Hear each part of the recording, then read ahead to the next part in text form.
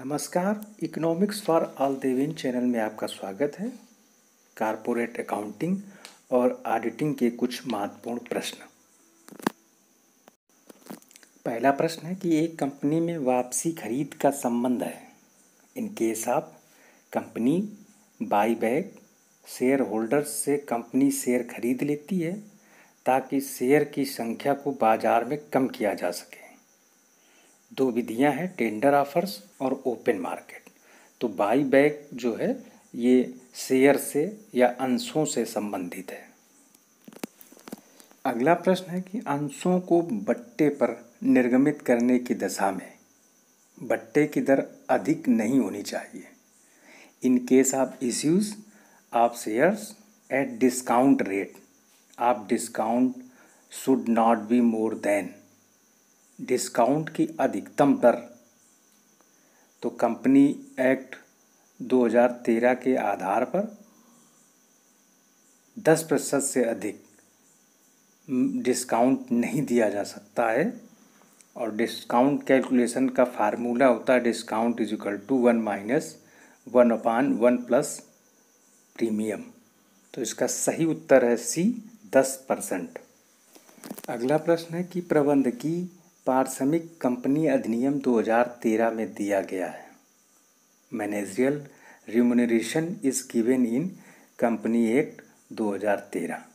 तो इसका सही उत्तर है सी, सेक्शन 197। सेक्शन 197 में प्रबंधकीय पारिश्रमिक का वर्णन किया गया है। अगला प्रश्न है कि प्रबंधकीय पारिश्रमिक की अधिकतम सीमा है। Over of limit of managerial remuneration is. तो इसका सही उत्तर है 11% बी। तो शुद्ध लाभ का 11% ही प्रबंधकीय पारिश्रमिक हो सकता है कंपनी अधिनियम 2013 के आधार पर। अगला प्रश्न है कि यदि एक व्यक्ति जो प्रबंधकीय पारिश्रमिक से संबंधित नियम तोड़ता है तो दंड देय होगा। ए 1 लाख से 5 लाख, बी 2 लाख से 6 लाख, या सी 50,000 से 1 लाख, या डी 1 लाख से 10 लाख। तो इसका सही उत्तर है 1 लाख से 5 लाख, अर्थात इसका सही ऑप्शन है ए।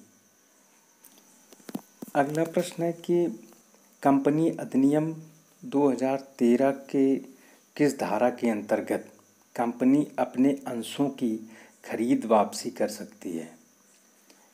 Under section company act 2013 A company can buy back it's on shares. तो बाई बैक जो होता है उसका संबंध शेयर से है और सेक्शन 68 में इसका प्रावधान है। तो इसका सही उत्तर है ए, धारा 68। सेक्शन 68 से 70 तक बाईबैक शेयर्स का वर्णन है और इस पर रूल 17 कंपनी अधिनियम 2013।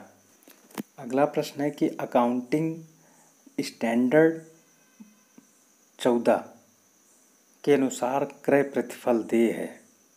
As per accounting standard 14 purchase consideration is payable to A अंशधारियों को, बी लेनदारों को, सी ऋण पत्रधारियों को, या डी अंशधारियों एवं ऋण पत्रधारियों दोनों को।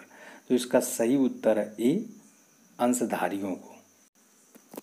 अगला प्रश्न है कि धारक कंपनी एवं उसकी सहायक कंपनी का समयांकित जो आर्थिक चिट्ठा बनाया जाता है उसका किस लेखांकन मानक में वर्णन है।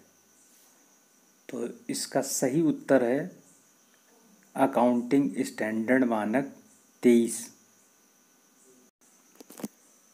अगला प्रश्न है कि कंपनी अधिनियम कब लागू किया गया। तो कंपनी अधिनियम 1956 में लागू हुआ और 12 सितंबर 2013 में नया एक्ट बना